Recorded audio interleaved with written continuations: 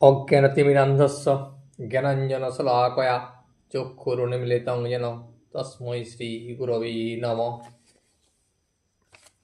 ওম স্থাপকায়শ্চ ধর্মস্য সর্বধর্মস্বরূপিণি অবতারবরিষ্ঠায় রামকৃষ্ণায় তে নমঃ। ঠাকুর, মা ও স্বামীজির চরণে শতকোটি প্রণাম। ঠাকুরের অখণ্ড দর্শন। সন্ধ্যা হইল। সন্ধ্যার পর ঠাকুর ঈশ্বর চিন্তায় মগ্ন হইলেন। ঠাকুরের খুব অসুখ, কিন্তু যখন তিনি ঈশ্বর চিন্তায় মগ্ন হইলেন তখন অসুখ টসুখ যেন একধারে পড়িয়া রহিল। দুই চারজন অন্তরঙ্গ ভক্ত ঠাকুরের কাছে বসিয়া তাহাকে এক দৃষ্টি দেখিতেছেন। ঠাকুর অনেকক্ষণে এই অবস্থায় আছেন। আবার ঠাকুর প্রকৃতিস্থ হইয়াছেন। যখন ঠাকুর প্রকৃতিস্থ হইয়াছেন, মণি তাহার কাছে আসিয়া বসিলেন। তাহাকে একান্তে বলিতেছেন,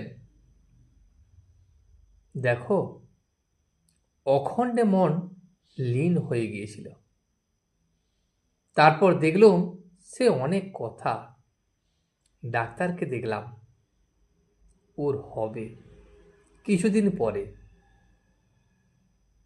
অর্থাৎ ঠাকুর ডাক্তারের কথা বলতেছেন। ঠাকুর যখন তার মন অখণ্ডে লীন হয়ে গেছিল, তখন তিনি ডাক্তারকে সেখানে দেখলেন যে ডাক্তার সিদ্ধি সাধন করতে পারবে, আর বেশি ওকে বলতে টলতে হবে না। আর একজনকেও দেখলাম, সে মন থেকে উঠল, তাকেও নাও, তার কথা পরে তোমায় বলবো। শ্রীযুক্ত শ্যাম বসু ও দকুড়ি ডাক্তার ও আরও দু একটি লোক সেখানে আসিয়াছেন। এইবার ঠাকুর তাহাদের সহিত কথা কহিতেছেন। শ্যাম বসু বললেন, আহা, সেদিন সেই কথাটি যা বলেছিলেন, কি চমৎকার।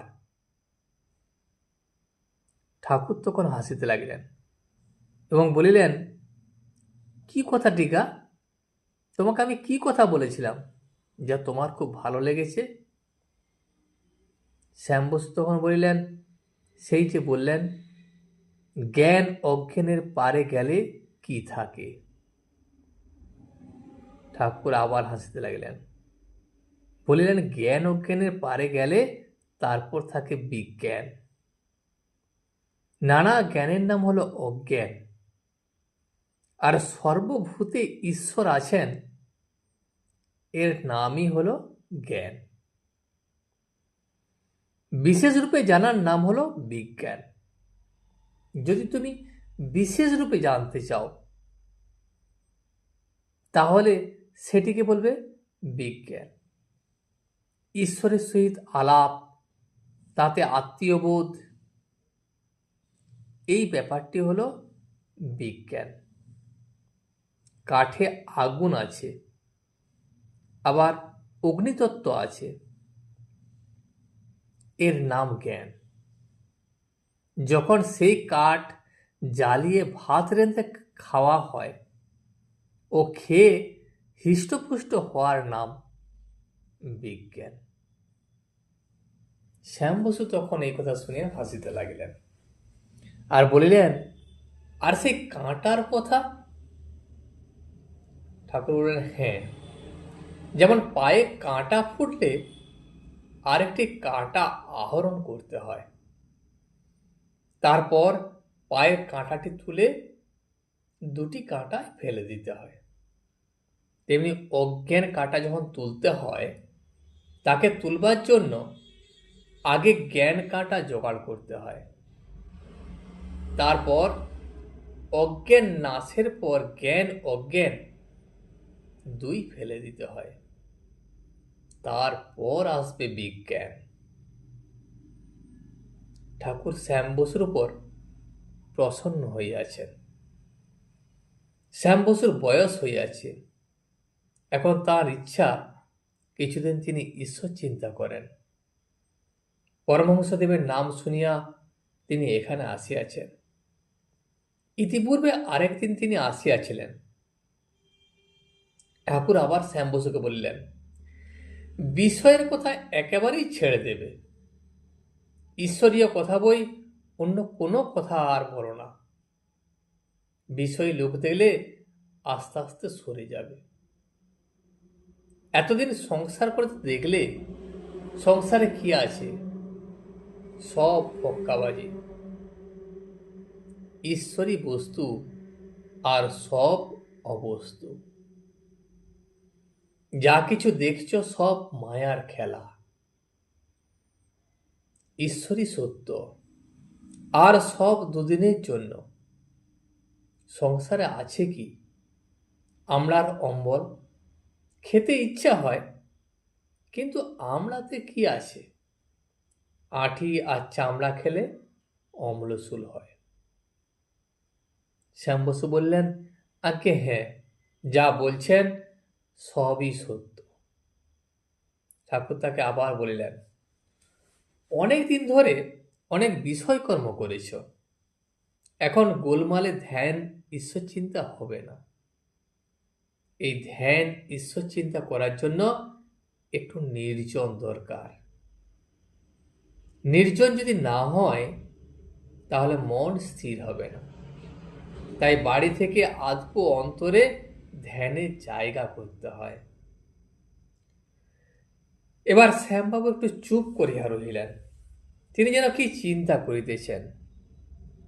ঠাকুর তখন হাসিলেন, হাসিয়া বললেন, আর দেখো, দাঁতও সব পড়ে গেছে, আর দুর্গা পূজা কেন? একথা শুনিয়া সকলে হাসিতে লাগিলেন। একজন বলেছিল, আর দুর্গা পূজা করো কেন? সে ব্যক্তি তখন উত্তর দিলে, আর তো দাঁত নাই ভাই, তাই পাঁঠা খাবার শক্তি গেছে, সেই জন্যই আর দুর্গা পূজা করি না। শ্যাম বসু বলেন, আহা, চিনি মাখা কথা। ঠাকুর তখন হাসিয়া উঠিলেন, এই সংসারে বালি আর চিনি মিশেল আছে। পিঁমড়ের মতো বালি ত্যাগ করে শুধু চিনিটুকু নিতে হয়। যে চিনিটুকু নিতে পারে সেই চতুর। তার চিন্তা করবার জন্য একটু নির্জন স্থান করো, ধ্যানের স্থান। তুমি একবার করো না, আমিও একবার যাব। এই কথা শুনিয়া সকলেই কিয়ৎকাল চুপ করিয়া আছেন। তারপর শ্যাম বসুই বলিলেন, মহাশয়, তাহলে জন্মান্তরে কি আছে? আবার কি জন্মাতে হবে? ঠাকুর তাহাতে বলিলেন, ঈশ্বরকে বলো, আন্তরিকভাবে ডাকো, তিনি জানিয়ে দেবেন। যদু মল্লিকের সঙ্গে আলাপ করো, যদু মল্লিকই বলে দেবে তার কখানা বাড়ি, কত টাকার কোম্পানির কাগজ। আগে সেসব জানবার চেষ্টা করা ঠিক নয়। আগে ঈশ্বরকে লাভ করো, তারপর যা ইচ্ছা হয় তিনি জানিয়ে দেবেন। শ্যাম বসু বলিলেন, মহাশয়, মানুষ সংসার থেকে কত অন্যায় করে, পাপ কর্ম করে, সে মানুষ কি ঈশ্বর লাভ করতে পারে? ঠাকুর তাহাতে বলিল, দেহত্যাগের আগে যদি কেউ ঈশ্বরের সাধন করে, আর সাধন করতে করতে ঈশ্বরকে ডাকতে ডাকতে যদি তার দেহত্যাগ হয়, তাকে আর পাপ স্পর্শ করতে পারবে না। হাতির স্বভাব বটে, নাইয়ে দেওয়ার পরেও আবার ধুলো কাদা মাখে, কিন্তু মাহুত নাইয়ে দিয়ে যদি তাকে আস্থা বলে ঢুকিয়ে দেয়, তাহলে আর ধুলো কাদা মাখতে পারে না। ঠাকুরের কঠিন পীড়া। ভক্তেরা অবাক যে অহেতু কৃপা সিন্ধু দয়াল ঠাকুর শ্রীরামকৃষ্ণ জীবের দুঃখে কাতর। অহর্নিশি তিনি জীবের মঙ্গল চিন্তা করিতেছেন, আবার শ্যাম বসুকে সাহস দিতেছেন, অভয় দিতেছেন। ঈশ্বরকে ডাকতে ডাকতে যদি দেহত্যাগ হয়, আর পাপ তাকে স্পর্শ করবে না। আজ এই পর্যন্তই।